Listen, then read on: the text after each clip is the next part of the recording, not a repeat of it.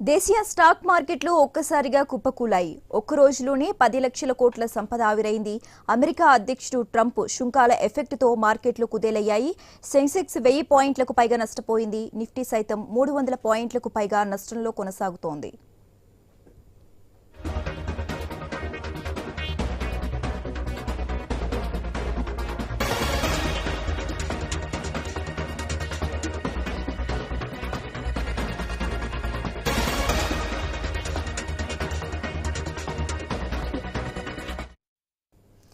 దేశీయ స్టాక్ మార్కెట్లు ఒక్కసారిగా కుప్పకూలాయి. ఒక్క రోజులోనే 10 లక్షల కోట్ల సంపద ఆవిరైంది.